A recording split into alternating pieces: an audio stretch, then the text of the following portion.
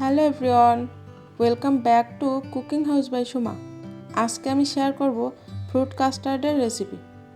এই অতিরিক্ত গরমে এই ফ্রুট কাস্টার্ড কিন্তু আমাদের শরীরের জন্য খুবই মানানসই একটা খাবার। এটা ক্ষতিকরও না, আবার খেতেও লাগে দারুণ, আর তেমনি স্বাস্থ্যকর। তো ফ্রুট কাস্টার্ড বানানোর জন্য আমি প্রথমে এখানে নিয়ে নিচ্ছি 1.5 কাপ দুধ। দুধের পরিমাণটা আপনি বাড়িয়ে কমিয়ে নিতে পারেন।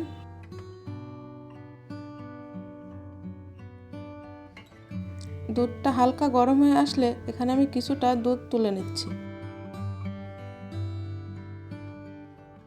এই হালকা গরম দুধে আমি দিয়ে দিব কাস্টার্ড পাউডার। আমি 1.5 কাপ দুধের জন্য এখানে 2 চামচ কাস্টার্ড পাউডার নিয়েছি। এবার এটা একপাশে রেখে আমি এই দুধটাকে ভালো করে জাল করে নেব। দিয়ে দিচ্ছি 1/3 কাপ চিনি। মিষ্টির পরিমাণটা নিজের পছন্দ মতো দিতে পারেন।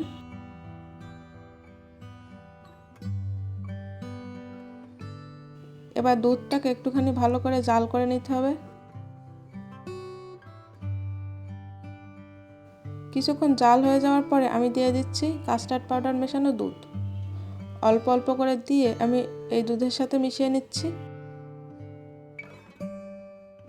কাস্টার্ড পাউডার মেশানো দুধটা দেওয়ার আগে বাটিতে কিন্তু ভালো করে একটু চামচ দিয়ে গুলিয়ে নেবেন, নাহলে কাস্টার্ড পাউডারটা কিন্তু তলায় পড়ে যাবে।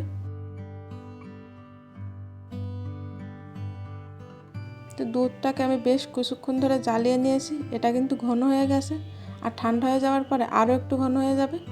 এবার আমি এটাকে নামিয়ে কিছুক্ষণ ফ্রিজে রেখে দেব। তো এটা আমি 30 মিনিট ফ্রিজে রেখে দিয়েছিলাম। যদি হাতে সময় কম থাকে সেক্ষেত্রে আপনারা 15 থেকে 20 মিনিট ডিপ ফ্রিজে রেখে দিতে পারেন, নাহলে নর্মাল ফ্রিজেই 30 মিনিট রাখলে চলবে। এবার দিয়ে দিচ্ছি ফল। এখানে আমি টুকরো করে নিয়েছি আম, কলা, কিছুটা চেরি, আঙুর আর একটা আপেল। যে কোনো ধরনের মিষ্টি ফল এখানে দিতে পারেন।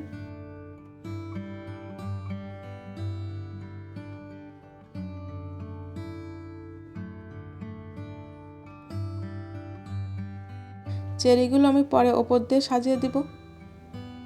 এবার এগুলোকে খুব ভালোভাবে মিশিয়ে নিতে হবে। তো ঝটপট কিন্তু এই ফ্রুট কাস্টার্ডটা বানিয়ে নেওয়া যায়, একদম কোনো ঝামেলা ছাড়াই। এবার ওপর দিয়ে চেরিগুলো সাজিয়ে নিলেই রেডি হয়ে যাবে ফ্রুট কাস্টার্ড। এটা ঠান্ডা ঠান্ডা খেতে কিন্তু খুবই ভালো লাগে। তো রেসিপিটা যদি ভালো লাগে অবশ্যই লাইক, কমেন্ট, শেয়ার করবেন এবং সাবস্ক্রাইব করবেন আমার চ্যানেলকে।